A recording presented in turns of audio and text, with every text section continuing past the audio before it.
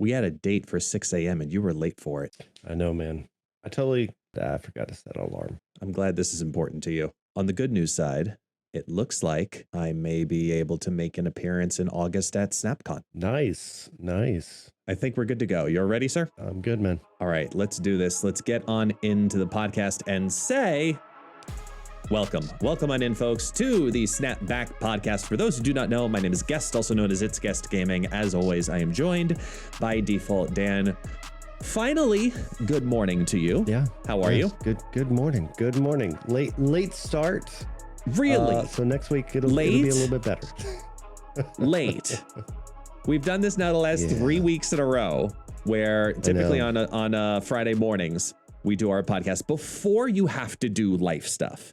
So you get up at 6 in the morning. I'm ready at 7 in the morning, my time. We go in to do the recording. I send you a message at 7 o'clock. Hey, how are you? 7:15. Hope everything's okay. Let me know when you're free. This is also 6 a.m. my time, just for the listeners out there. So. I said that. I made it clear. It's 6 a.m. your time. And then 6:30 your time. I was like, I hope everything's okay. Let me know, when you're coherent or functioning. And then like 20 minutes later, you messaged me just, oh shit. I'm like, son of a bitch. And because I know enough about your life and schedule at this point now that I know you have to dad. And then you have to start work. And then, so when you said 3 hours later, I have an opening, I'm like, ugh, I hate you. I have a thing to do, damn it. But it's all good. Yeah. As long as I can give you public humiliation and shame for, being a tired dad like I am, that's fine, because I am too. And all's good because we do have some things that we need to talk about. You have one in particular I know you want to talk about, which kind of took me off guard, but I want to hear what you have to say. I legitimately have no idea. A couple of things we're going to talk about. We're going to talk about Howard the Duck. We're going to kind of get first impressions. Is he what we thought? Is he going to be stuck with Iron Lad? And then that kind of led to me thinking about just the fact that all the one drops right now are constantly being discussed of, well, isn't a Nebula play better here? Is a Sunspot play better here? When should I use Korg or Iceman, or are the others conditioned? So I just want to talk about like one drops in general when it comes to thinking about your deck and how to go about the construction of it. Because there are some that are just plug and play. And then there are some that are obviously like very specific. Then we also had some clarification information that we wanted to get out there about the data mined, what are called Newbie Bundles. And again, we didn't want to talk too much about data mine stuff on the last episode because a lot of this was kind of getting ironed out. We have official information that we can talk about in regards to these bundles for what exactly, they are. So don't worry, we're going to clarify that. We're going to talk about the cube change going down from a 10 cube down to a 7 cube. We talked about it briefly in the notes. And now that we've had a couple of days of experience underneath it, we want to address just how we feel now having it officially live and playing in the system, this new 10 versus 7 cubes.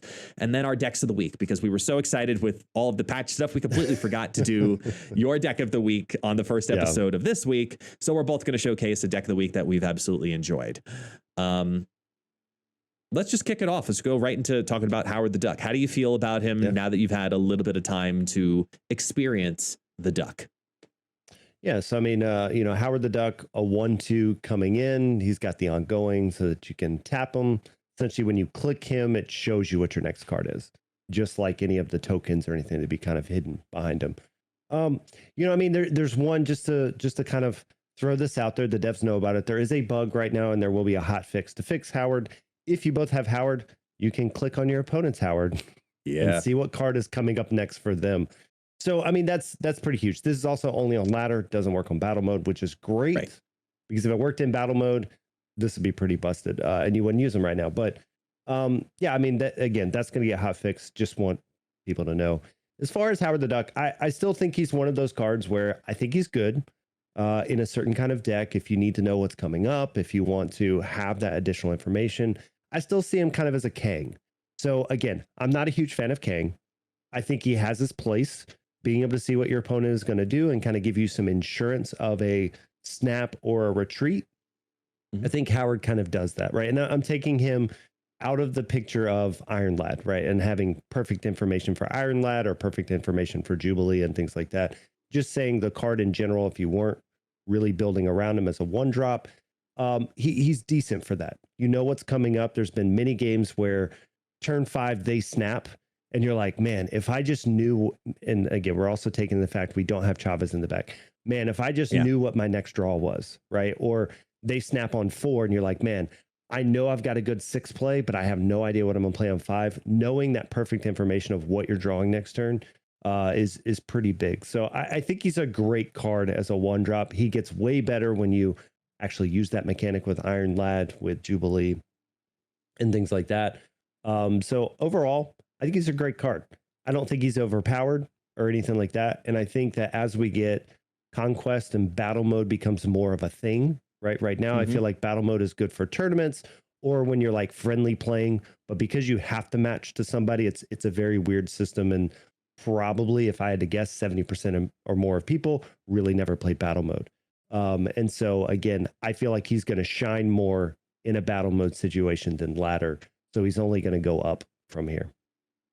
I agree. I had very high hopes for Howard. You know, I've talked about him at length in all the platforms and basically said, I think that he's going to be a really good card, both with his prime synergies of either Iron Lad or Jubilee, as well as outside of it. Because like you said, that little piece of information knowing, ooh, I have a combo coming up. For example, one of the biggest ones is I've been working on a bunch of these different hybrid decks that are focusing with Miles Morales. And it's so nice to know that I have a Miles in my hand and it's turn 3 and I've got Polaris coming up. Great. So now I know that my turn 4 is going to consist of this plus this and then move this and get him. Like I can think further ahead in the battle than I originally had anticipated. The hardest thing I have to do, to be completely honest, is remember to tap the duck, just to look every single turn and remind myself, oh yeah, I have to know, because it's one thing to play him. It's another thing to actually use him. And it's a much more battle mode friendly mechanic. I agree with you on that. Very similar to a Kang in that aspect. But even on ladder, you know, I have already had some success with him that I would say I feel comfortable telling people I don't think you would lose value if you decided to spend 6,000 tokens on Howard, because knowing that battle mode is coming up very soon, if you want to get him and you want to start practicing with him and you want to have a heads up and you can succeed in battle mode, in ladder, I think that he is a good card. I think he's worthy of 6,000 tokens if you choose to spend him. I do think there are better purchases for 6,000 tokens, but I wouldn't put him in the category of kind of like a Stegron to me, where I'm like, you could hold off. I actually really do like him, both with Iron Lad and without. I was very hopeful that, you know, the different types of decks I was running with him would be successful. One of the best decks that I ran with Howard was a Zoo deck. I didn't realize how nice it was going to be to know that, ooh, Khazar is actually about to show up on 4. Even though I didn't have Iron Lad in certain testing versions of it. And then obviously when I did have him with Iron Lad in the testing versions and I took out a couple other pieces, like he was, you know, pretty consistent. He's a solid one too. Highly recommend him. He's fun because you get that extra piece that you really wish you had multiple times in the battle. And you don't realize how many times, especially in combo decks, you wish you knew, oh, that's coming. I can get ready for blah, blah, blah. Yeah, and I feel like that's kind of where, like, I know I've said in the past, the card that needs to get buffed is Watu. Like, I feel like that's kind of that similar, except for the fact that Howard the Duck helps you beyond turn 3, right? Like, Watu helps you on turn 1 and 2, and then he's a dead card after that. Whereas Howard the Duck, I mean, it's as soon as he comes down, he's helping you for the rest of the game. You get to know what 4, 5, 6 are. And those are huge. Those are huge to know if you need to snap, if you need to retreat, can you bluff stuff, you know, to your point, knowing in some type of, Khazar, Blue Marvel, whatever type deck. I mean, knowing that, okay, I've got Howard the Duck out and now I'm going to be able to play 4, hit my Blue Marvel, playing Blue Marvel on 5. Like those are huge, huge swings in a game that, you know, a lot of people just maybe don't completely think about. But at the same time, yeah, I think he is an investment. The hard part with Howard right now is this month we've had so many good cards. So like if you took Howard out of this and you put him into the animals set of cards, oh my God, it would have made so much more sense. Easy. He My would God, have been an easy one. He's an animal. He's like a real animal, not a lizard. I know. Shit, whatever that thing is. And two, it would have made sense for him to come out before Iron Lad for a number of different reasons, for advertising out Iron Lad and incentivizing the woohoo of him. But I also get the marketing aspect of not putting Iron Lad out first. So not putting out Howard first. So that way you get Iron Lad and then say, oh, this is only going to get better with the Duck. And I'll agree, Howard the Duck and Iron Lad are a great combo. That's very, very obvious. But both are strong enough cards to stand on their own in very different scenarios. But when they're together, they're a really solid duo. Because you're right, there are a ton of really good cards this month. And with Howard, there's a ton of good one drops also happening simultaneously this month and just in the entire history of, you know, Marvel Snap right now, because we have the season pass of Nebula, which then a lot of people are always competing about, you know, Nebula and Sunspot of like, okay, when do you use what and where? And then we've got High Evolutionary coming out, which is going to reinforce the idea of energy saving and knowing when to use it and not. So I kind of wanted to just talk about the one drop situation when it comes to when you are building a deck. When should you prioritize certain cards? Because obviously there are certain one drops that just make sense in very specific decks. You know, you think of a move deck, you're going to want to go with Iron Fist. I'm not talking about those very obvious ones. I mean, there's even as much as I've loved playing with Snow Guard the last few days, very limited use, but like Hood, it's not just a Cerebro 6 like we were testing for a little while. Of course, you have your destroy decks, you have your build decks, you have your bounce decks, you have a bunch of different ones. But I think Dino decks. Your Dino decks, exactly. I think that there are 5 big ones in conversation right now. I'm gonna see if you name them and if I need to add one. Sure. So the 5 big ones that I think everybody constantly talks about and thinks about right now at this current day, it's May 19th, talking about how to build a deck in Marvel Snap. You've got a one drop you need. You've got 5 you think of. I think the 5 that you think of right now are Kitty Pryde, obviously, because almost everybody has her at this point now. Sunspot for, you know, slow over time. Nebula for, again, same thing, slow over time. Korg for the clog of the deck, potentially the hand, and Iceman for delaying what's already currently in the hand. I think those are the big 5. You think there's one more? Which, if you say Snow Guard, I will backhand you through the deck. Okay, Yondu.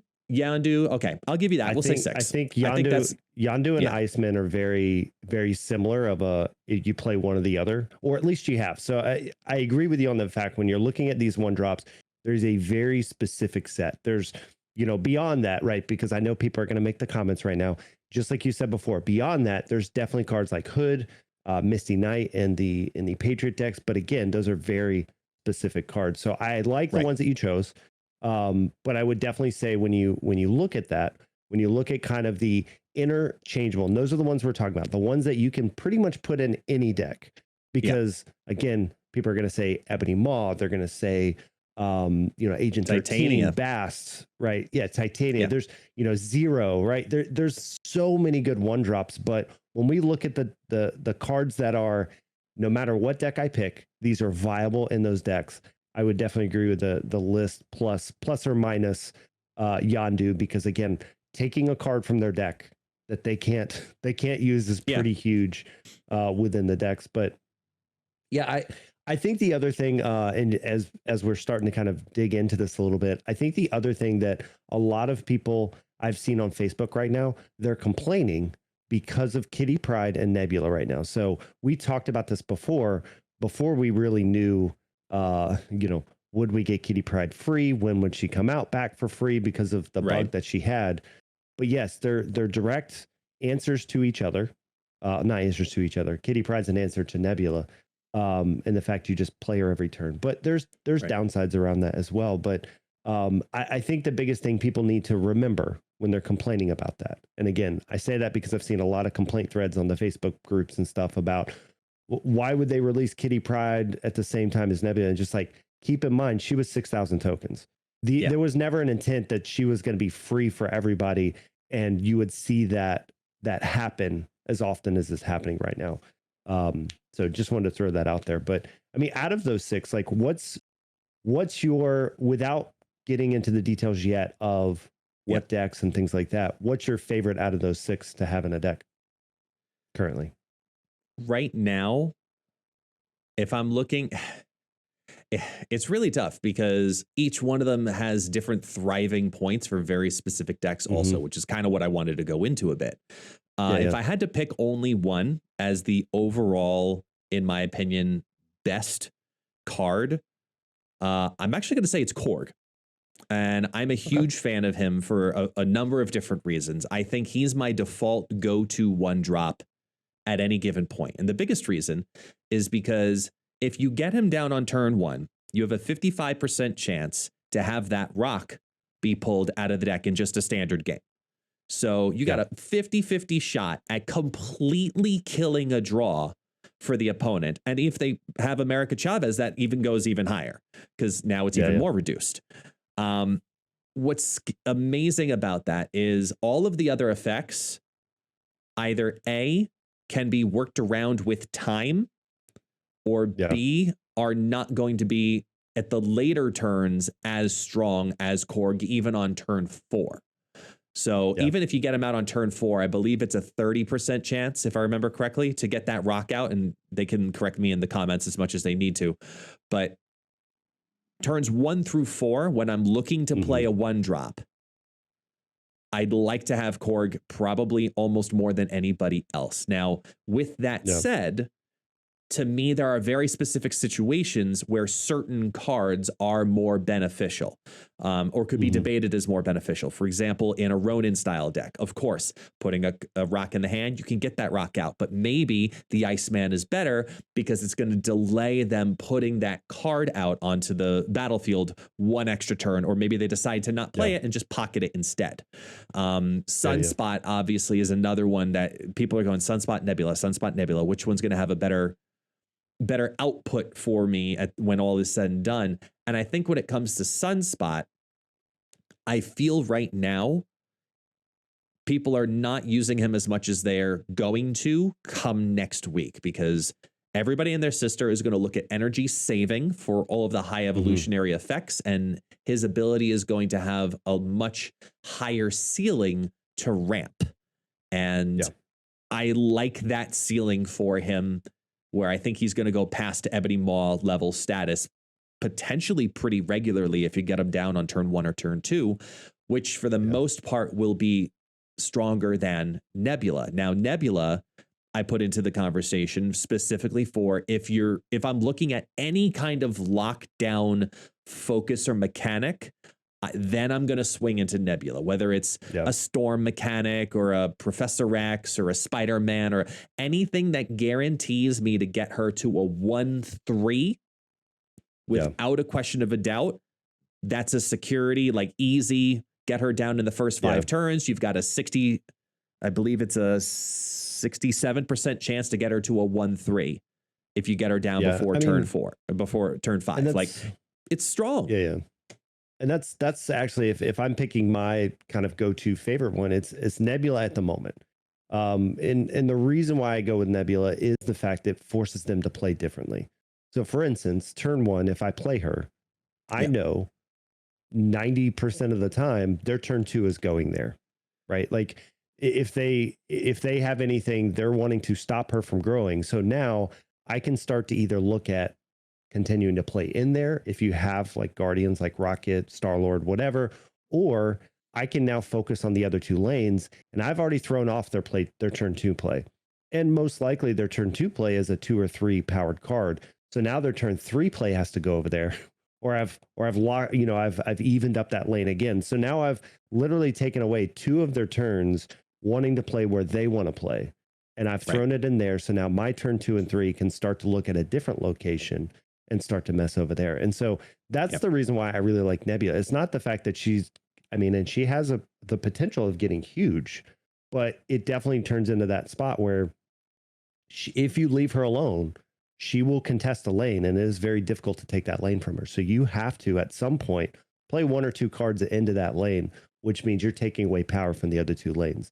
So yeah, I really love Nebula as a 1-drop. I would agree with you. I think the hard part about this game right now is there are so many valid 1-drops, and prior to Nebula, prior to Kitty, prior to all these brand new 1-drops, even Howard, like it used to be Sunspot plus Iceman, Sunspot plus Yondu, and that was like almost every deck was those 2 1-drops.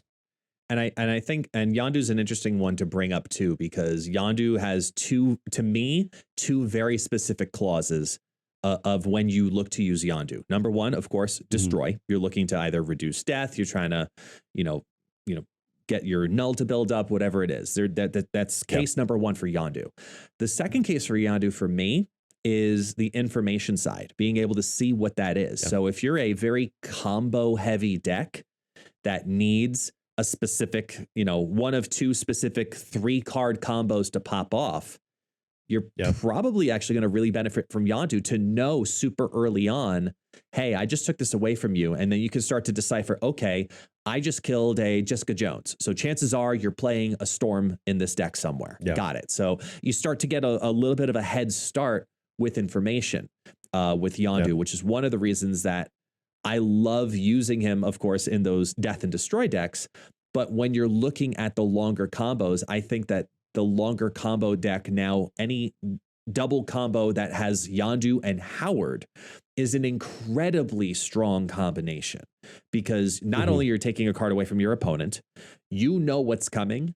And as soon as you play Yondu, not only did you remove what they were about to get, but you also got another piece about their deck that they weren't willing to share before playing it. So I think that that 1-2 combination as a double group of 1-drops is stellar to give you a knowledge heads up to wherever you're going. Overall, I still think Korg just is such a clean card that because if you're going to use a 1-drop, unless if it's a bounce style deck that's really focusing on that combo, you get him down between turns 1 and 4. You have an 80% chance to draw him, and then anywhere from a 30 to 60% chance to get that rock drawn. Those are huge odds in your favor as you're using this card to delay your opponent from doing something successful. I just think it's such an incredibly strong mechanic, even though it is so simple, that it should not be ignored during this time. And then, of course, there's Kitty Pryde, who deserves her own highlight, because you focus on Kitty Pryde, in my opinion, when you have basically told yourself you have to play multiple cards on the final turn, which means you have to have at most America Chavez in your deck, because that's just condensing your bounce.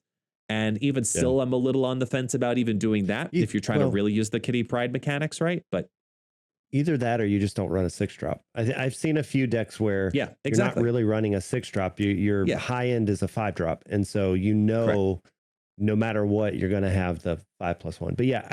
But Kitty's amazing, because when you look at the 1-drops, she is the one that her sheer power is not really matched, right? Because if you're building a Kitty Pryde deck, you are taking away other turns, or you're playing more 1s and 2s so that you always have that 1 energy.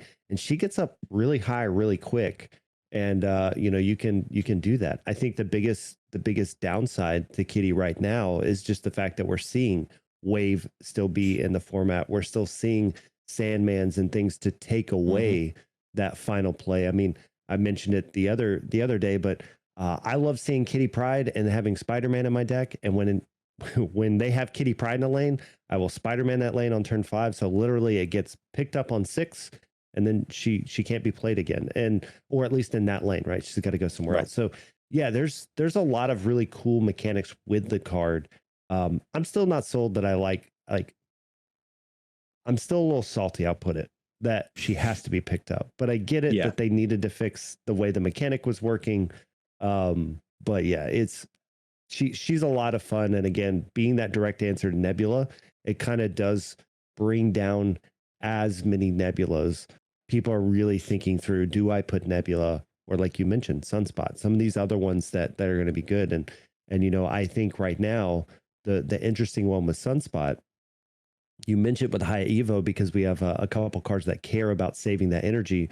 But I feel like this may be where high Evo actually brings SheHulk back, because I honestly feel like after these nerfs, I have not seen SheHulk come down like almost ever now, because of the fact of, you know, you have to be skipping those turns to be able to use her now. You can't do wave into her plus someone. So I could definitely see with high Evo, with some of these new kind of cards on the way, Sunspot plus SheHulk, you know, kind of making a resurgence. I think overall, any of those 6 cards, if you put them into any deck, even maybe Howard, he's getting close in my opinion. If you put them into any deck, you're solid. But there is one synergy I want to put out there that I didn't realize how amazing it would be until I was messing with it yesterday. Kitty Pryde and Crossbones. Because think about it. When you go into the next turn, when you get into turn 4, 5, 6, she's played down, you know, say you got her down early, you've put 6, 8, whatever it is, power into that lane, and then she's back in your hand. But on the battlefield, her number is still there. So I don't know if it should still be there, but in a way to kind of help determine the turn order, because at the end of each turn, whatever the point total is what determines the priority. But because that point total remains on the battlefield, you can actually have an empty lane that previously had 6 power on it, and then have the lead in it and play Crossbones into it. And that is a huge, huge synergy that I have really started to kind of tinker with a little bit. And I want to put that out into the world, because people should not be sleeping on Crossbones with Kitty Pryde in the right type of bounce deck, especially. Do not sleep on them, because Crossbones is a great card that people are just kind of forgetting about. But you know, that's again, that's a conversation for another cocktail.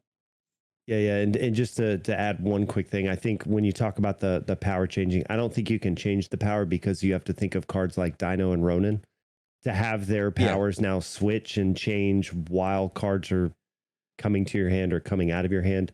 I think would throw off stuff for the turn. But I mean, I love that combo. I think Crossbones is a 4-drop a lot of people have slept on, because in the past, again, if we're taking our step back of 2 months ago, 3 months ago, it was very difficult by turn 4 to be really truly winning a lane that you wanted to put Crossbones in. Usually if you were winning a lane, you were winning the lane. You didn't need to add him.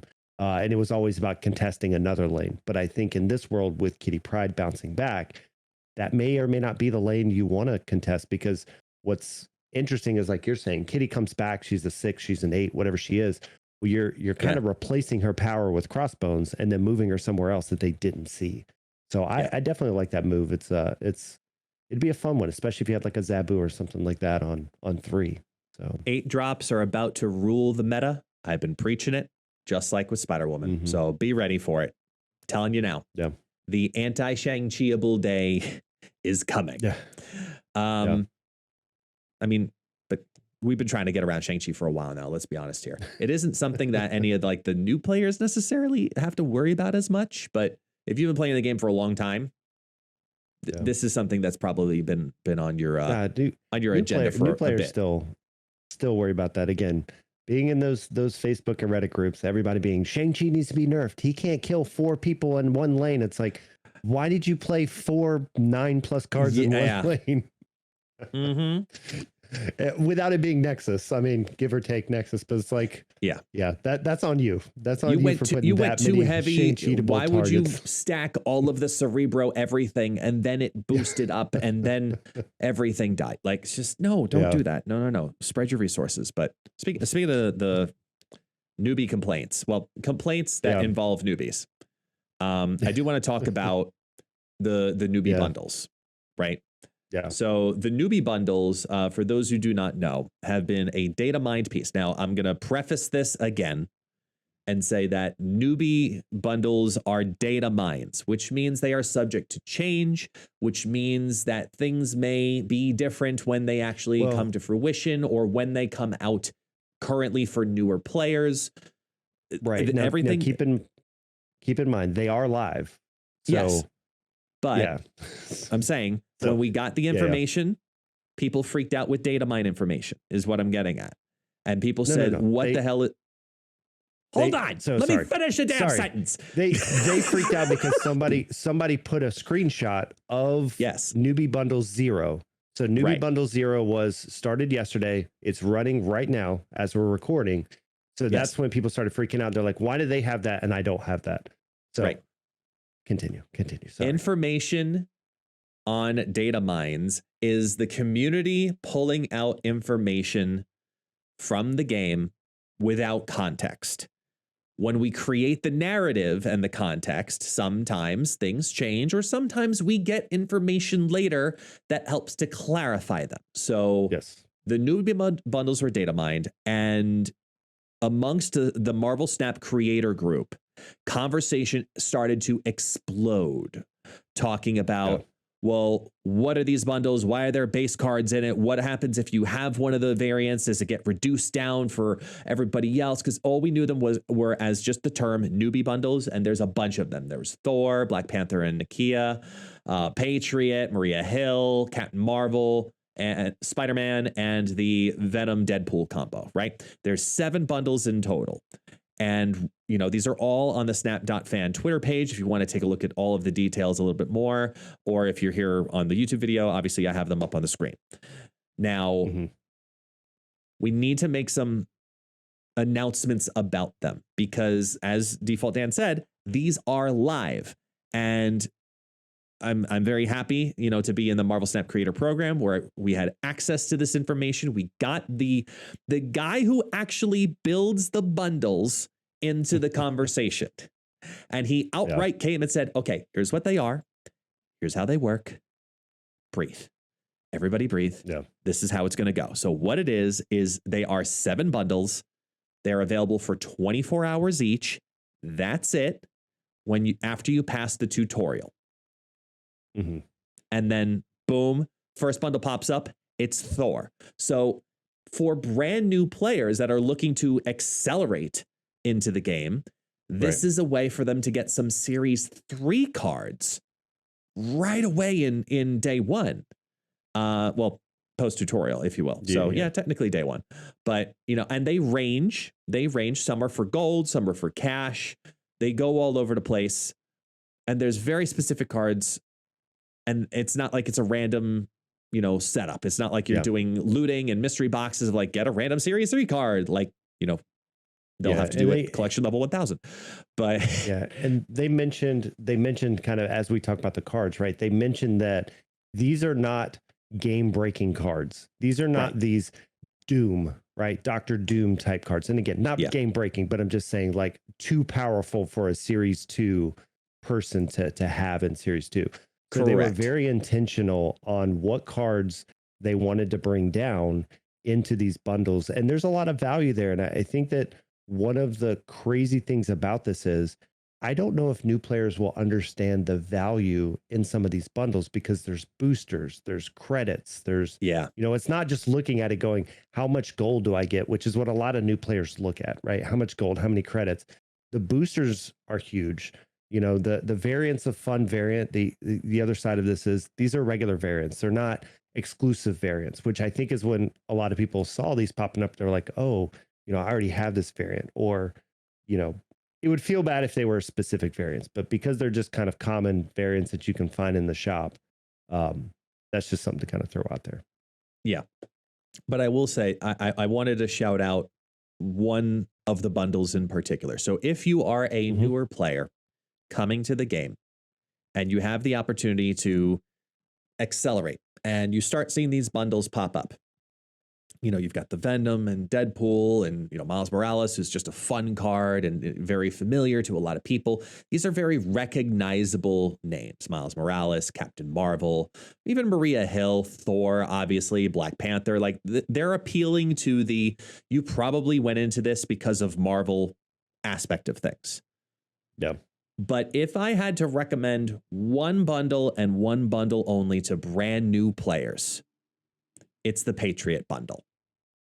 The Patriot Bundle, hands down, will be the most influential bundle for a couple of different reasons. So much so that I think it'll actually get removed. Because in the current system of how matchmaking and MMR works, to have access to Patriot decks where they can build, you know, all of those beautiful early on cards with their early blue marvel that they get right in the very beginning of the game with Patriot, and they can break MMR that early, they will be stuck in bot ELO incredibly fast. And I've watched this happen to several people since the new system with new secondary accounts. And now you're telling me that a new player could literally delete their entire account, or a current player could delete their entire account, go through the tutorial, get half of the Patriot cards within a week, and then spend $20, get one of the most influential ongoing cards in the game, plus gold, plus credits, where it's still a positive value for that $20 in comparison. And they're just going to break MMR. That bundle in particular really alarms me.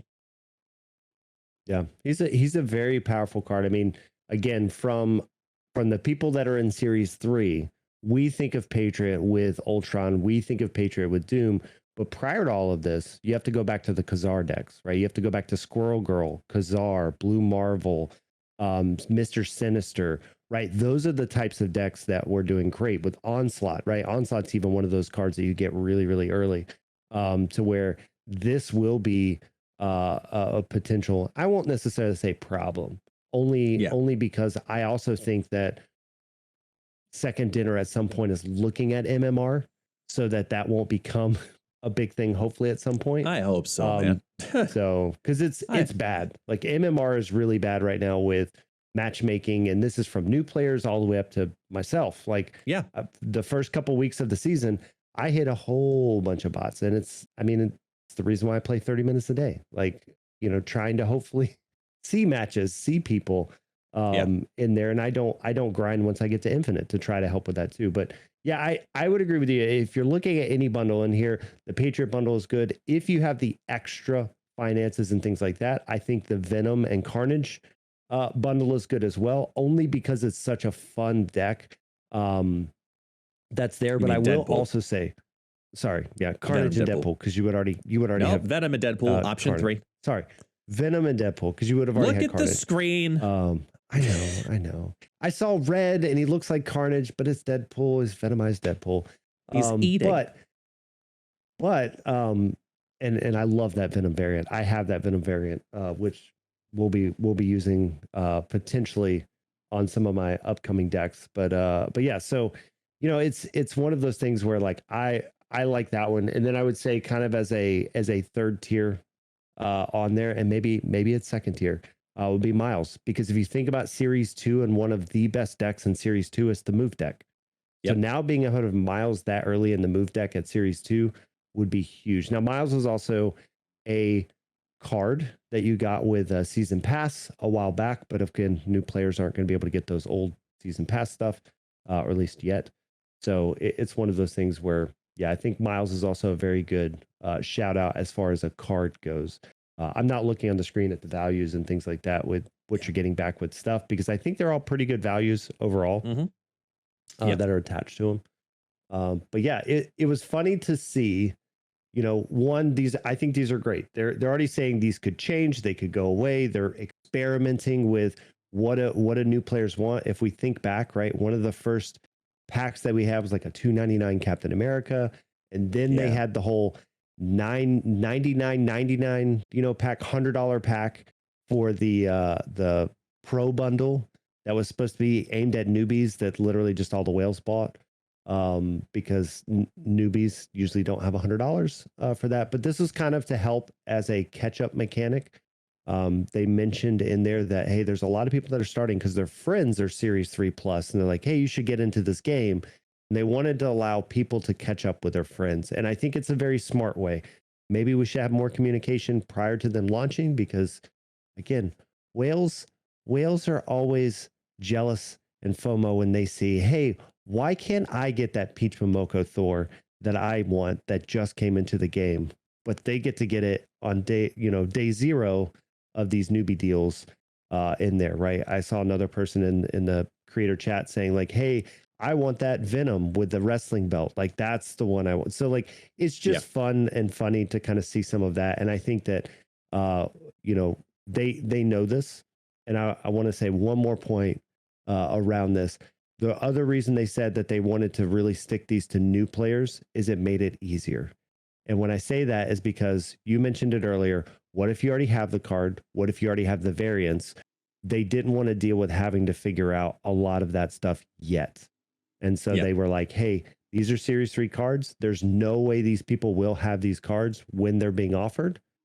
I mean, maybe if you were that one super Kraken, whatever, you could get around it somehow. But like, for the most part, they knew that wouldn't be an issue. So that's why we're seeing these bundles at the newbie levels. And I would expect to see something later, but yeah.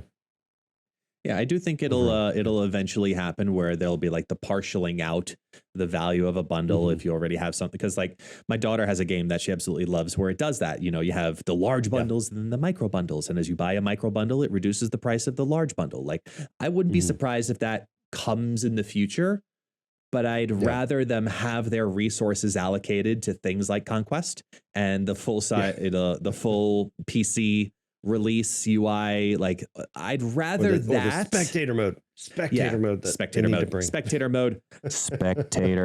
mode. Like, we'll keep pushing it to happen.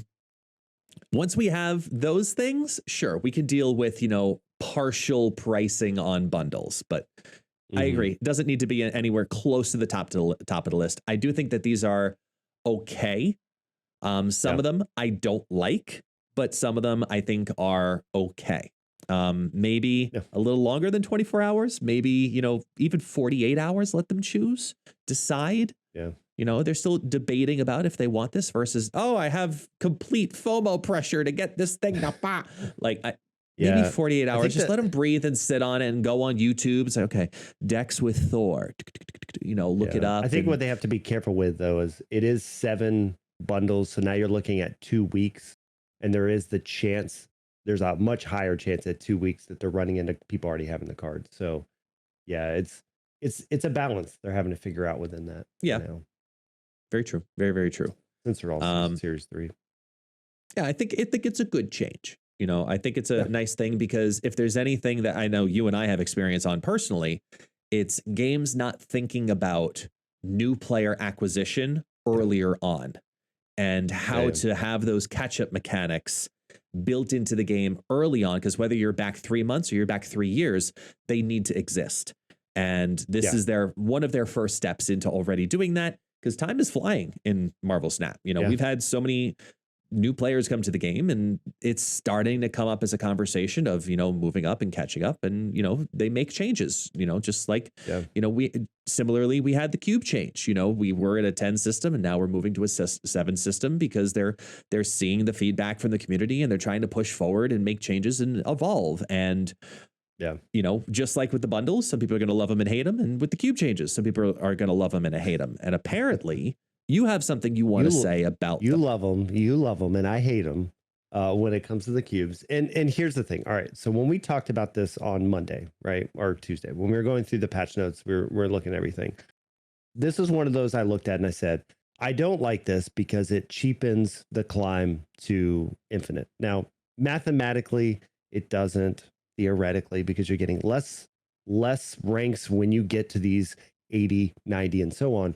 But I will say, throwing that out of the picture, I've used this on the second account, and the second account is a competitive account. This is not a fluffed up, free to play, whatever.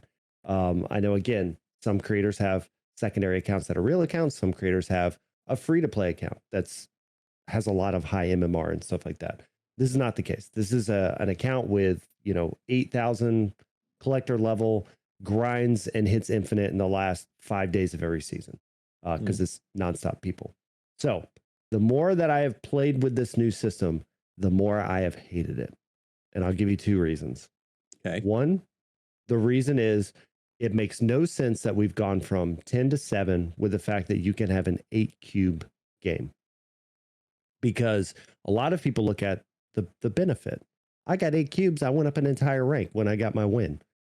The bad thing, and this is the one thing I hate about it, is when you lose, it feels way worse.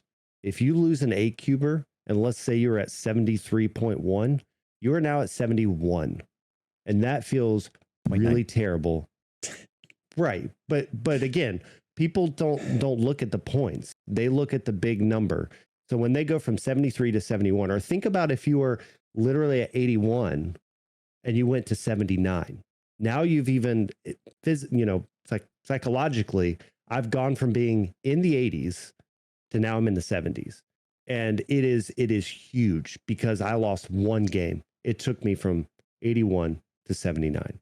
And so I think that is a huge piece here from the perspective of trying to push and grind. The fact that you can fall down that much feels really, really bad. So that's my first point.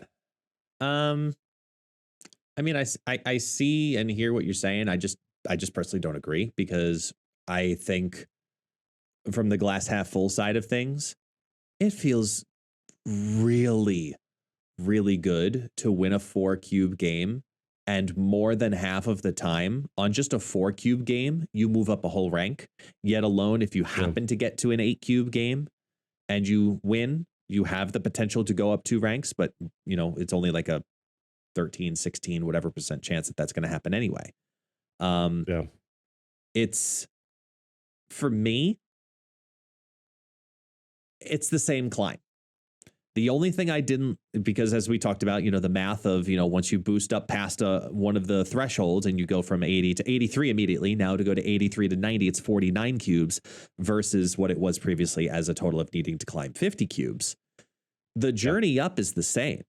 If there was any gripe I had about it, it was the fact that they started this in the middle of a season because some people benefit from it and some people are suffering from it.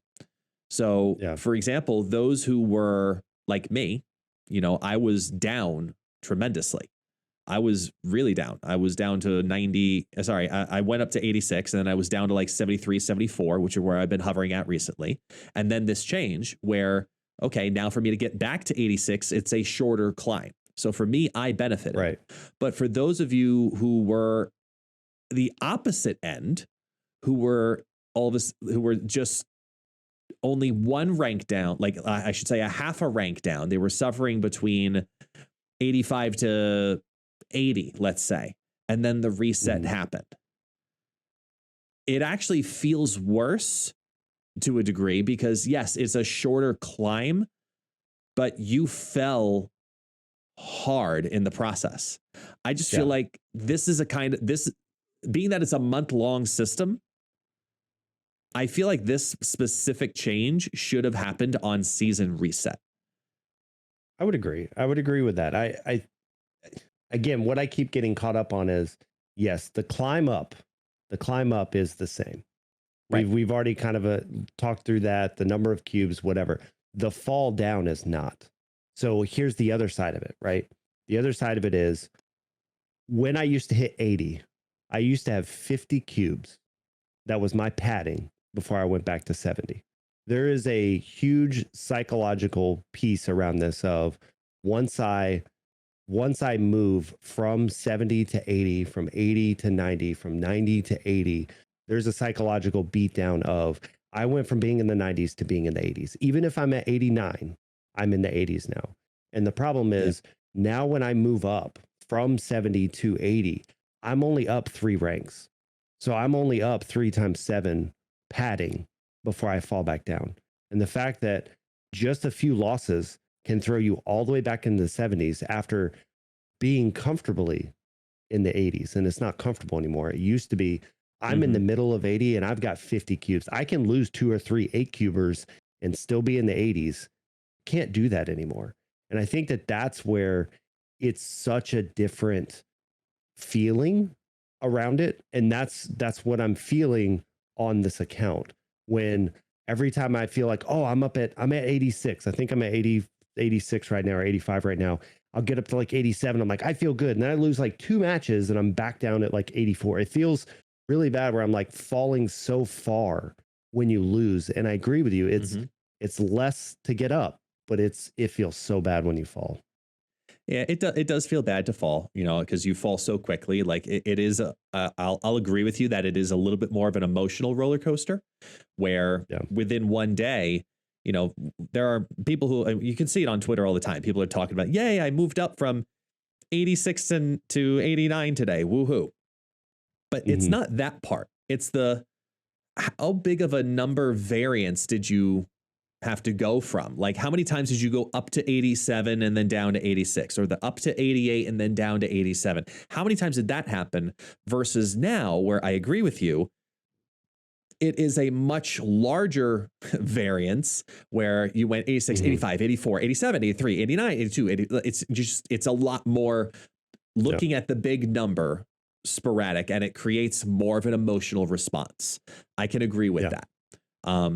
I guess just me personally, I handle it from that logic side of it might feel worse, but I know it isn't. And that's how I move through it. And that's how I'll encourage the community to move through it too, is that your climb is the same. Do not look at the number, in my opinion, until you've dropped 10 ranks. If you dropped 10 ranks, then maybe, sure, take a look at it and go, what the hell just happened? Because then it would have been the same as falling 7 ranks, which puts you in the same category as how you felt when you go from 85 down to 78. Same way. Like all of a sudden I'm in the 70s again.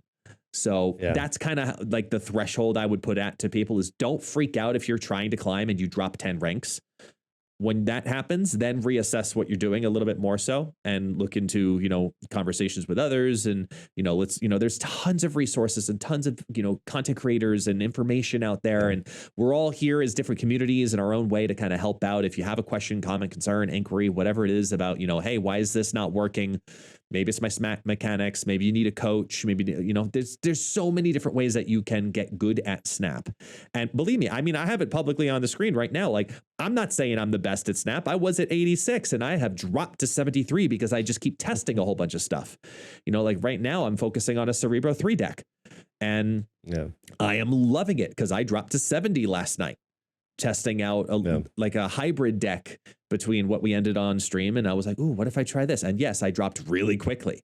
And I climbed 3 more ranks this morning and went back up to 73, which is going to lead to my deck of the week. But before, you know, we get to the decks of the week, is there anything else you wanted to kind of touch on before we with the cube changes?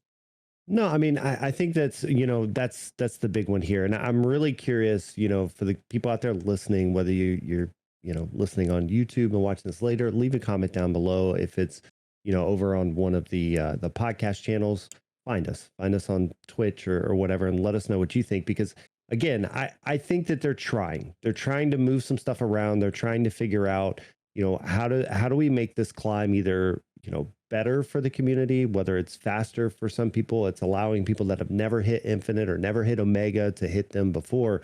But yeah, I mean, you know, when you come down to it, I think that right now, the just the fact that you can drop so fast and you know, the biggest ones that I see is it's that color. When you go from red to purple, doesn't matter what the number is. When you go from an 80 to a 70, again, that can be 79 and 80, but it's a huge thing when you go, I was in 80 and now I'm in 70. And I feel like with this change, we're seeing that a lot more. The volatility of up and down, up and down, up and down.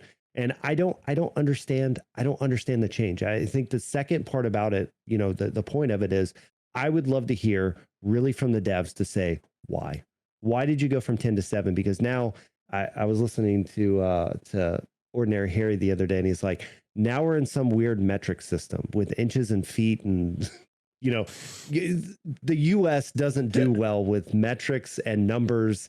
And nothing is even and easy. Why? Because it's odds. So, like we're living in a base 7 now. Normally, no, because you're going from 71 to 72 to 73. So the idea is once I get to 10, I add 1.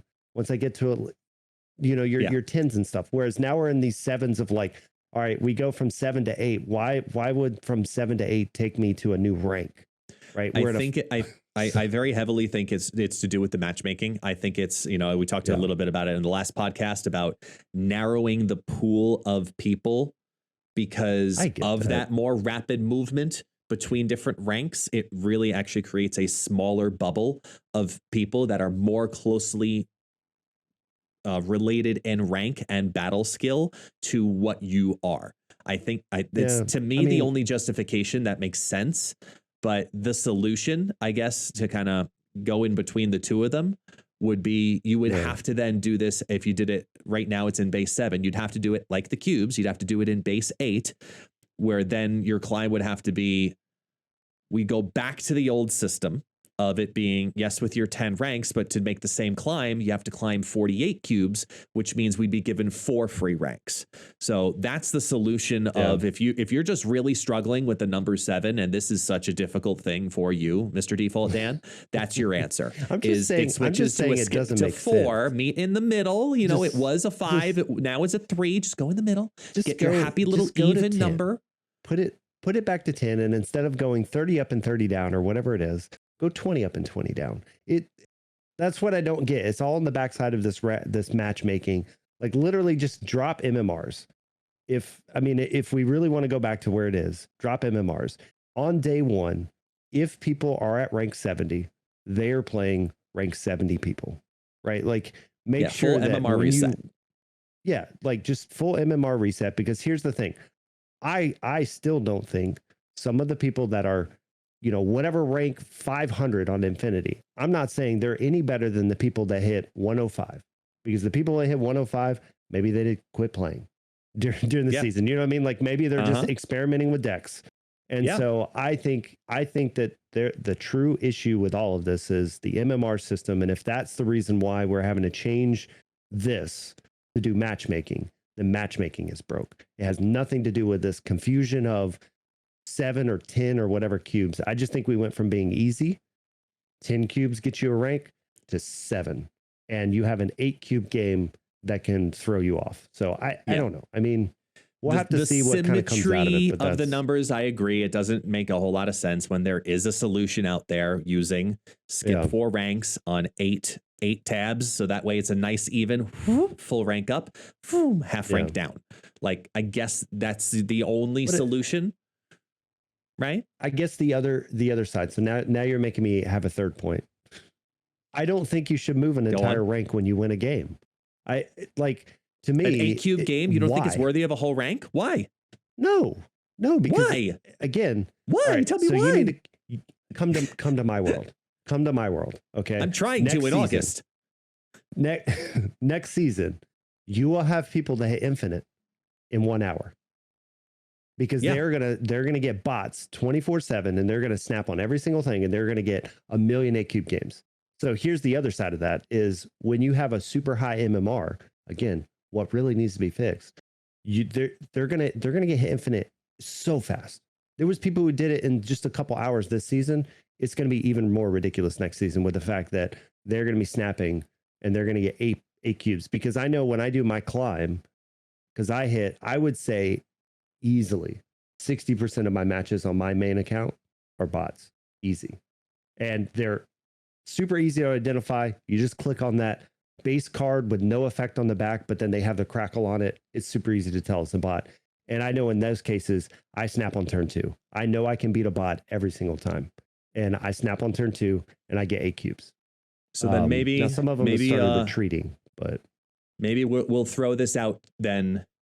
Maybe we'll just throw this out then to the Meister of all, Mr. Glenn Jones. And we'll say to Glenn, we would love an explanation as to why MMR is not being fully reset, given the conversation that's happened in the community, given the matchmaking system is still allowing people on day 1 that are determined enough, that have the high MMR currently. As it bleeds over just a tad, they go into full bot.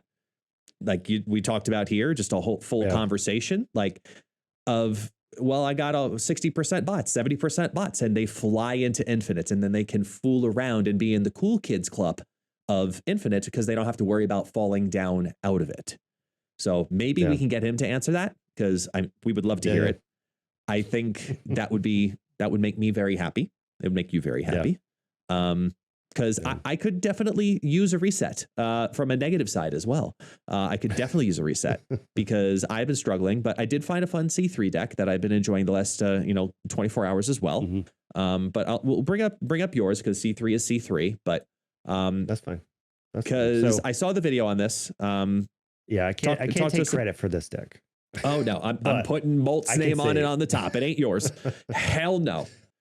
Right. So Molt put out a video of this crazy bounce wave deck. So this is again post nerf of wave and all of that. And the idea really is the fact that you are looking at doing the broken stuff that you want to do, which is Sandman on 5, Doom on 6, right? There's a lot of decks that just can't beat that. You come down on 5 and all of a sudden they're going to play 2 cards on 6 and now they can't.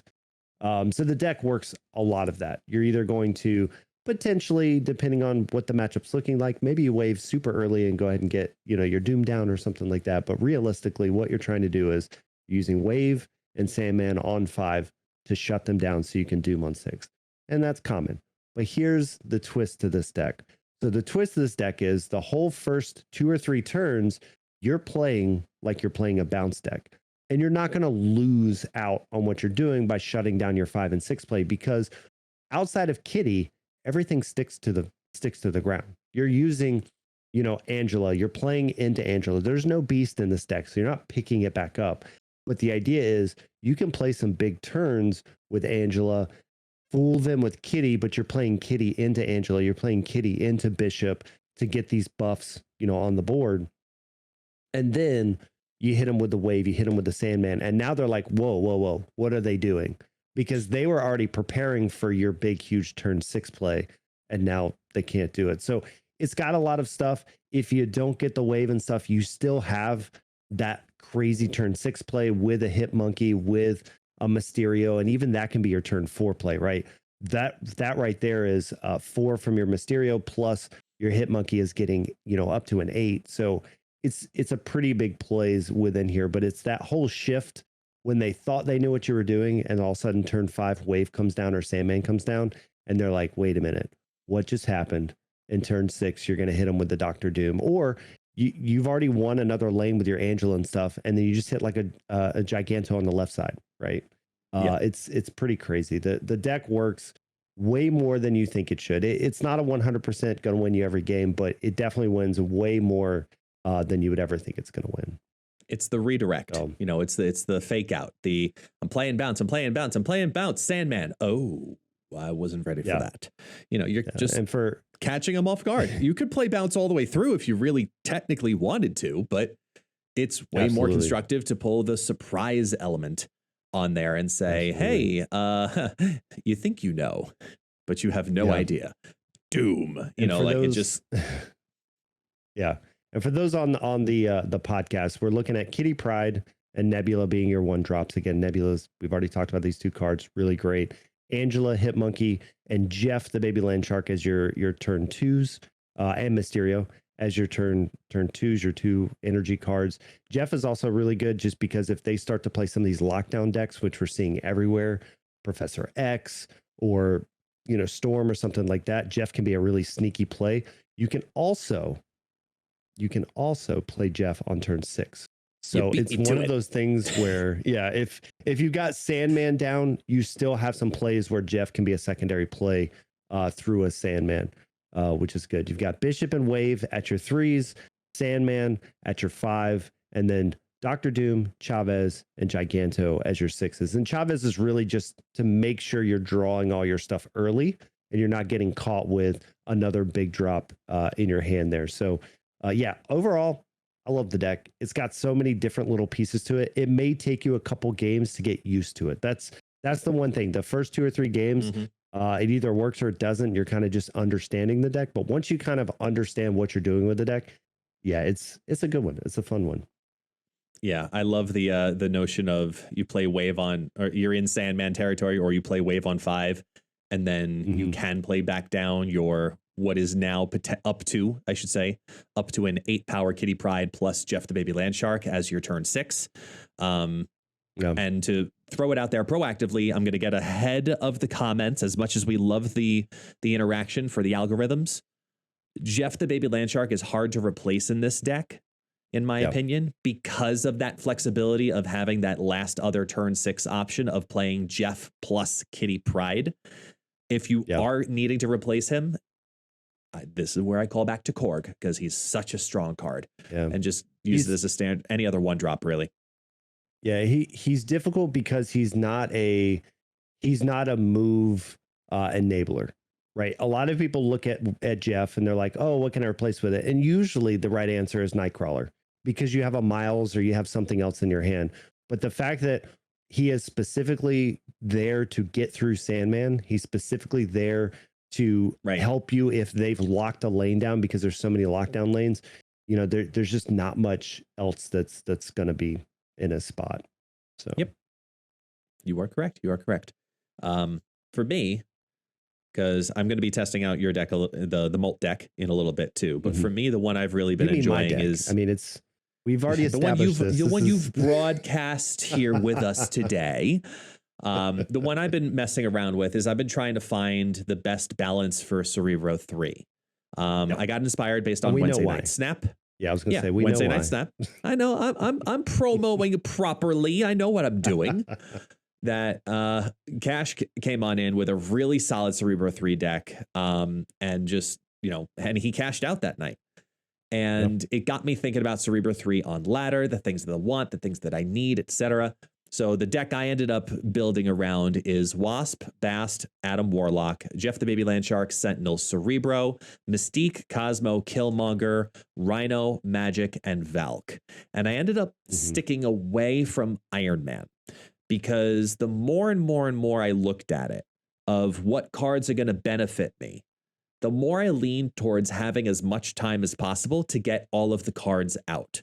So I ended up leaning towards the Magic and Adam Warlock combo, because I could get more littles down, because I'm running Valkyrie, who's already part of the reset mechanic anyway. And when I started testing out versions that had Magic plus Valk plus Iron Man, I've pigeonholed myself to playing those on only 5 or 6. And I got really restricted, and I would not recommend doing that. It's do 2 out of the 3. And I first tried it with no Magic. I didn't feel like I had enough time to get all the little cards out that I wanted.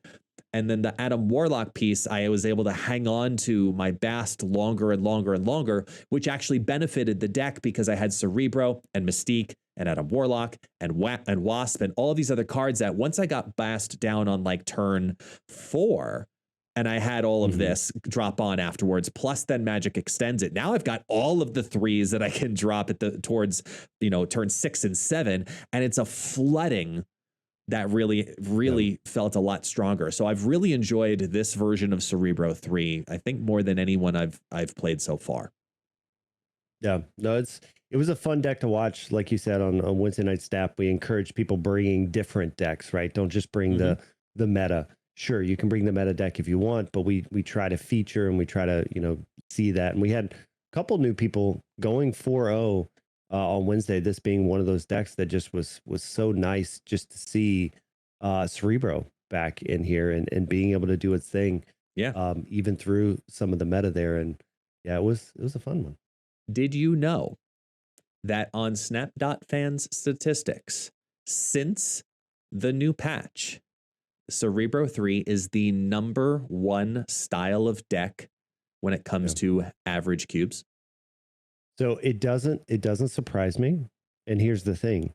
Next week, I bet you Cerebro 2 gets even better. Yeah, I agree. I agree. Get ready, because next week we have so much to talk about with High Evolutionary. Oh my God. I think Monday's episode is probably just going to end up being just like solid, just 1 hour of just High Evolutionary conversation prior to Marvel Scrap. Like it's going to be welcome to the podcast. Here's everything you need to know about High Evolutionary. Like every card, breakdown, synergy is like, maybe that'll be a theme, maybe not, but you'll have to tune in live on Default Dan's channel if you want to find out first and foremost. Otherwise, you'll be able to find us anywhere and everywhere, but here on the Snapback Podcast is where you'll always consistently find us. Lots of big news coming. Lots of big news coming in the next couple of weeks. I know the big announcement with SnapCon is a huge one as well in Tampa. Do you want to talk a little bit about SnapCon, Mr. Tournament Director? Yeah, absolutely. So we've got we're trying to put together the largest in-person event. So if you guys don't remember, we did Snap Clash a little while back, which wasn't really open to the public, but it was one of the first like gatherings of a lot of us together. And from there, we saw some tournaments over in the EU that we're kind of putting together. But SnapCon is going to be a convention for the people, for anybody and everybody. So if you're interested, make sure, I'm sure there'll be a link posted somewhere. Go fill out the form, because what we're trying to do right now is get an estimation on a head count, because, well, we've got to rent venues. And so I'm doing this with myself, Felicity, Kraken Null, as well as the Jolly Roger. We're putting all this together. We're going to have a lot of fun stuff. Don't forget TC. Yeah, TC. Sorry. TC is also part of this, which is one of Felicity's mods. And he's been awesome. Truly. Again, big thanks to TC, because he's been really helping us with the scope and all the plans and stuff. He's definitely taking care of that. But we're going to have, a public tournament. Anybody that wants to enter it. So if you think of things like the Snap.fan Open, it's going to be like that, open to the public. We're also going to have meet and greets with, some of your favorite streamers and content creators that are going to be there. We're going to have some panels is what we're shooting for, right? To be able to see that. And potentially we'll even have some type of streamer tournament going on too, since we'll have so many faces down there, so you guys can kind of see them in action and stuff. So it's a 2-day event here in Tampa, the end of August 25th and 26th. So make sure you go to that link, fill that out, so we can figure out, do we need one huge ballroom? Do we need multiple rooms? Like, what are we looking at? Is it 200 people? Is it 1,000 people? We kind of get a head count, because it is not cheap. And if you want to sponsor it in any way or anything like that, feel free, reach out, let me know, let us know. We are looking at sponsors and other things, but you can check that link. It's got more information and stuff. And as we get more information, we will, put that out for you guys. The website for the audio listeners, which again, all links will be in the descriptions. It is felicity.gg/SnapCon, SNAPCON. So I'm trying to get there. I've already cleared it with Mrs. Guest.